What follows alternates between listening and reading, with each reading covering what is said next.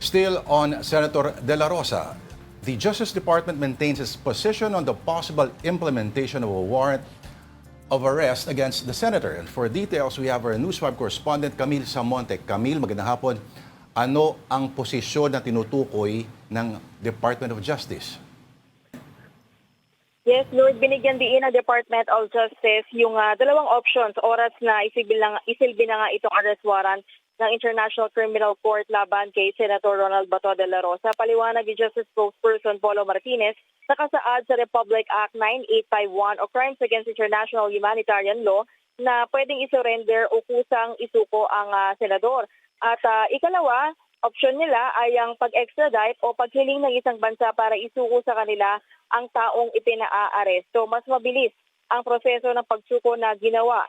Gaya nung arestuhin nga si dating Pangulong Rodrigo Duterte. Mas matagal naman ang extradition dahil dadaan pa yan sa Foreign Affairs Department, pagsusuri ng DOJ at pag-aproba ng hukuman. Pero ngayon, Lord, hindi pa rin malinaw kung ano yung desisyon ng kung ano yung susundin ng gobyerno. Pero iginiit na rin ng Department of Justice na hihintayin pa rin nila ang desisyon ng Korte Suprema kaugnay nga sa mga nakabinbing petisyon ukol sa pagsisilbi ng ICC warrant. Lord?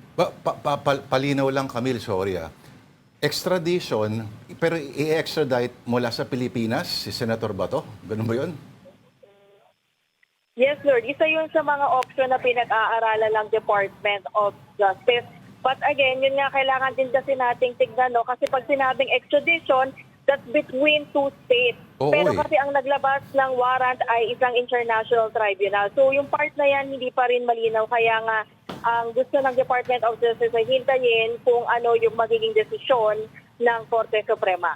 Pero ang magpapa-enforce pa rin yan, Camille, ay yung local authorities eh. So ganun din, di ba? Oo. Okay. Ano ba status ngayon ng NBI? Of course, sa DOJ pa rin yan. Ano? So far, anong status ng NBI pagdating sa... balita namin ay binawi raw muna yung warrant ng CIDG. Yes, Lord. If I heard it correctly, yung CIDG nga, binawi na nga itong subpoena laban kay Senator De La Rosa bilang kortesiya nga pagrespeto sa Senado.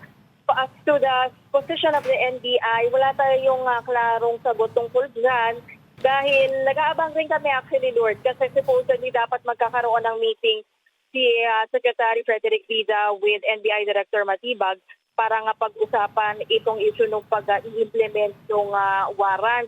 At tinatanong din natin yung Department of Justice tungkol dyan kung may approval ba ng DOJ yung ginawa ng NBI sa pag-implement ng warrant nga kay Senator De La Rosa. Pero hanggang ngayon, sige mambibig nila at wala pa rin silang malinaw na sagot tungkol dyan.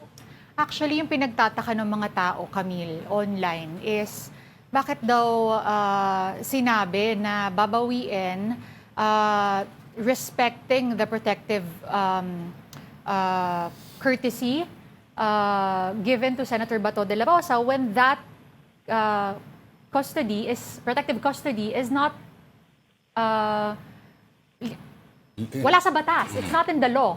So bakit kailangan magbigay ng kortesiya to something that is not in the law? Yes, Denise, yun nga rin yung mga same sentiments no, na naririnig natin mula sa mga netizen.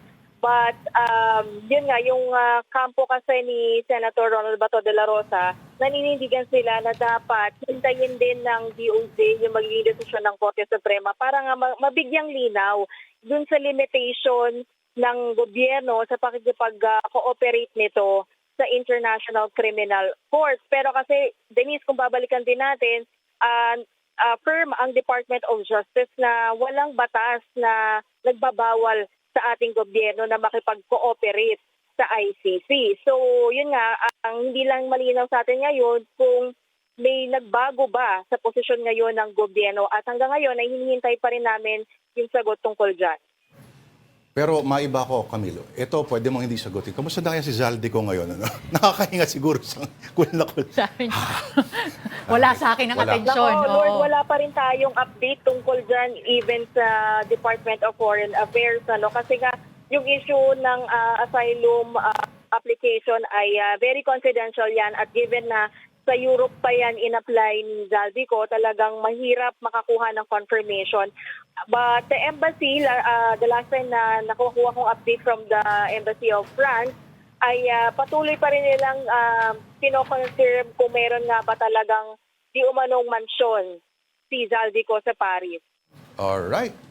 Maraming salamat sa iyong ulat ang ating Newswire correspondent Camille Samonte. Thank you, Camille.